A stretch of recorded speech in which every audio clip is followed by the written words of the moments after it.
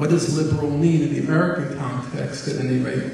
To be liberal means to support international institutions, support the rule of law, to support human rights. Amnesty International, it's a liberal organization. Human Rights Watch, it's a liberal organization. And most Jews consider themselves liberal. So in the last presidential election, 80% of American Jews voted for Israel. Even among Latinos, the percentage was nowhere near as high. It was about 67%. Excuse me? What did I say? Excuse me. In the last American presidential election, 80% of American Jews voted for Mr. Obama. Latinos, it wasn't even nearly as close. It was 67%. Among whites in general, it was around 43%. When you factor in income, Jews being by far and away the wealthiest ethnically economic group in the United States, Jews should be voting overwhelmingly Republican. But no, they're voting Democratic because Jews are liberal. And it's now, as I said, become more and more difficult to call yourself liberal and to support Israeli policy, especially when it's liberal organizations like Human Rights Watch, liberal organizations like Amnesty International, who are at the forefront of the condemnations of Israeli conduct. And so it's quite clear, as Barbara Lubin said a few moments ago when she introduced me, and as I said about 2 years ago when I came here, it's quite clear that support for Israel is breaking up among American Jews, just as support for Israel is breaking up among the general public.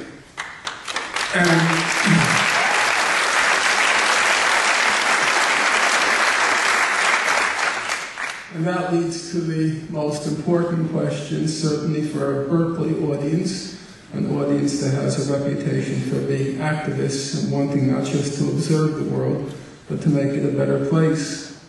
And the question is, what is to be done? I think it's useful to take some insights from the Mahatma, Mr. Gandhi. I spent the better part of the last year reading through Gandhi's collected works. They're quite substantial. You'll perhaps be surprised to know they run to about 100 volumes, and each volume runs to about 500 pages. Mr. Gandhi had a lot to say about many things. Actually, the preponderance of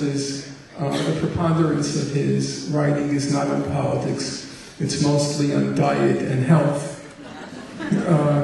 But of course, he had a lot to say about politics as well. And he, as you know, he claimed to be the originator of the idea of nonviolent resistance.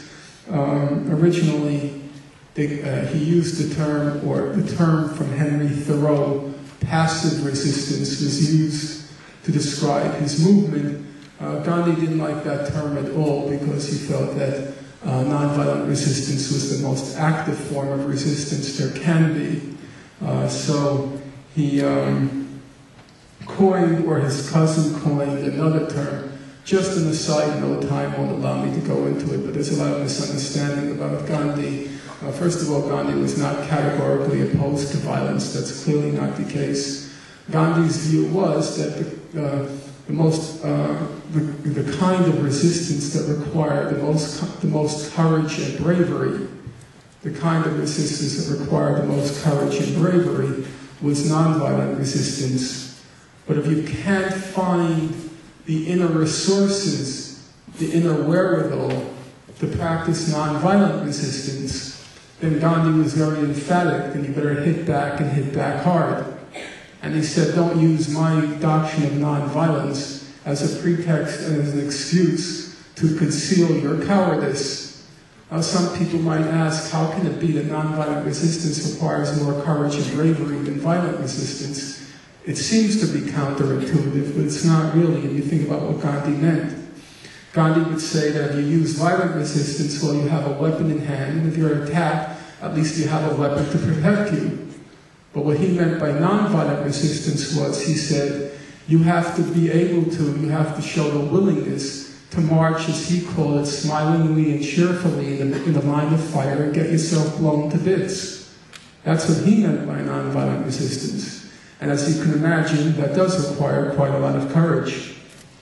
In any event, he called his movement, as most of you know, Satyagraha, and Satyagraha he translated as hold on to the truth. I like that image, the idea of clinging to truth with the last gasp, your last breath. And then I think it's our challenge to hold on to the truth, that what Israel has done to the Palestinians is wrong, and it's indefensible. To hold on to the truth, the settlement of the conflict is possible, but it's Israel backed by the United States that's preventing a resolution of the conflict. If we learn how to wield the weapon of truth, as it's recorded in the findings of the human rights community, we learn how to wield the weapon of justice, as is embodied in the uncontroversial principles of international law, and it seems to me that a resolution of the conflict is within reach if we hold hard, stick fast to those weapons, learn how to wield them, and also show a little bit of courage, a little bit of fortitude, just a thousandth part really of the courage and fortitude displayed by Jody McIntyre. I want to end on one last note because I can see Barbara is ready to take the hook and pull me off. And I want to just end, if I might, on a personal note. I very rarely introduce my person when I'm speaking. I prefer to do what I think is my responsibility, which is to go through the factual record. But here I'll speak now for myself. I'm not interested in being a victor over the Israelis or vanquishing them.